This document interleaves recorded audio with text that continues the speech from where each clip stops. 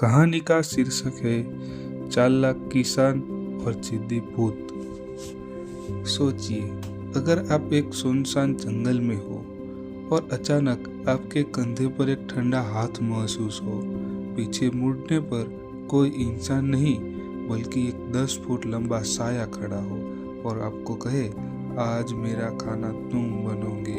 ज्यादातर लोग डर के मारे जान दे देंगे, लेकिन एक आदमी ऐसा था जो डरने की बजाय जोर जोर से हंसने लगा। आखिर उस आदमी ने मौत को कैसे बेवकूफ बनाया, चलिए सुनते हैं यह कहानी। बहुत समय पहले की बात है। एक गांव में भोला नाम का एक किसान रहता था। नाम तो उसका भोला था, लेकिन दिमाग से वह बहुत तेज और चतुर था। उसकी एक ही परेशानी थी, गरीबी। उसके खेत बंजर हो चुके थे और घर में खाने के लाले पड़े थे।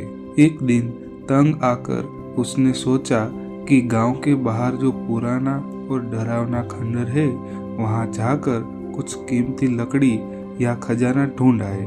गांव वाले कहते थे कि वहां पर एक ब्रह्म राक्षस रहता है, लेकिन भोला ने सोचा, भूख से मरने से अच्छा है राक्षस से लड़कर मरूं। रात का समय था। भोला खंडर में पहुंचा और खुदाई करने लगा। अभी उसने 2-4 बार कुदाल चलाई थी कि अचानक जमीन हिली, धुआं का गुब्बारा उठा और एक भयानक लाल आंखों वाला ब्रह्म राक्षस उसके सामने प्रकट हो गया। राक्षस अपनी गरजती हुई आवाज में बोला, ए मूर्ख इंसान, तूने मेरी नींद खराब की है। मैं सदियों से भूखा हूँ, अब मैं तुझे खा जाऊंगा। भोला का दिल जोर से धड़का, लेकिन उसने अपना डर चेहरे पर नहीं आने दिया। उसे पता था कि अगर वह डरा तो मारा जाएगा। भोला अचानक से जोर जोर से हंसने लगा, हा हा हा, अरे वाह, तो तुम यही हो। मैं तो कब से तुम्हें ही ढूंढ रहा था। राक्षस हैरान रह गया।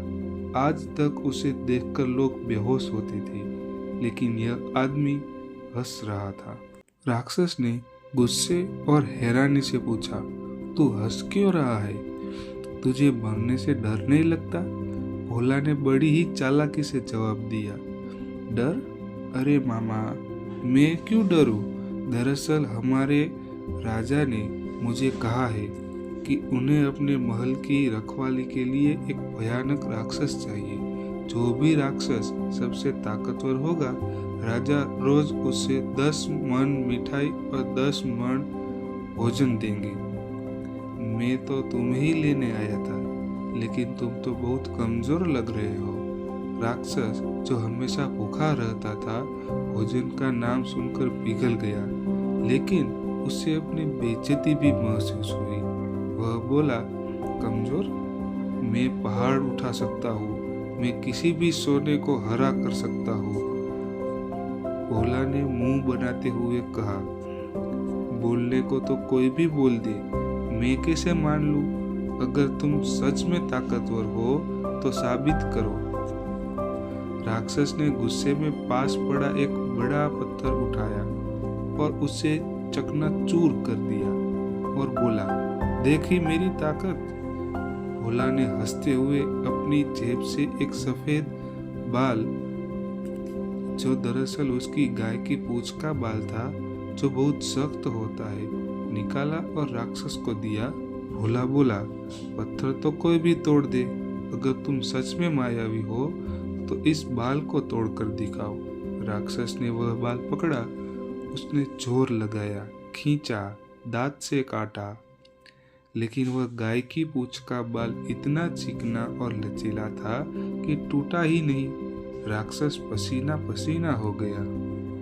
भोला ने ताना मारते हुए कहा, बस निकल गई हवा। तुम एक छोटा सा बाल नहीं तोड़ पाए और चले थे मुझे खाने। राजा तुम्हें नौकरी पर नहीं रखेंगे, हटो, मैं किसी दूसरे भूत को ढूंढता हूँ। राक्षस को लगा कि अगर यह आदमी चला गया तो वह मुफ्त में खाने से हाथ धो बैठेगा और इसकी बेइज्जती भी होगी। वह भोला के पैरों में गिर गया। राक्षस गिड़गिड़ाते हुए बोला, मुझे माफ कर दो भाई, मुझे राजा के पास मत ले जाओ, मैं हार मानता हूँ। बस किसी को बताना मत कि मैं एक बाल नहीं तोड़ पाया, बदले में मैं तुम जो मांगोगे मैं दूंगा। भोला ने मन ही मन मुस्कुराते हुए कहा, ठीक है, मेरी एक शर्त है, इस खंडर के नीचे जो खजाना दबा है उसे चुपचाप निकाल कर मेरे घर पहुंचा दो और फिर कभी इस गांव में मत दिखना। राक्षस ने तुरंत अपनी मायावी शक्ति से जमीन के नीचे दबा सोने का कलश निकाला और भोला के घर के आंगन में रख दिया और अपनी इज्जत बचाने के लिए वहां से हमेशा के लिए भाग गया। अगली सुबह जब भोला उठा तो वह अमीर बन चुका था। उसने अपनी पत्नी को बताया कि कैसे उसने अपनी बुद्धि और मौत को भी हरा दिया था।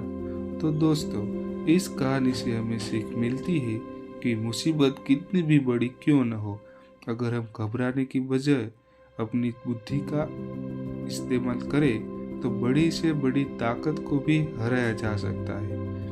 अगर आपको भोला की चालाकी पसंद आई तो वीडियो को लाइक करें और कमेंट में बताएं कि आप होते तो आप क्या करते।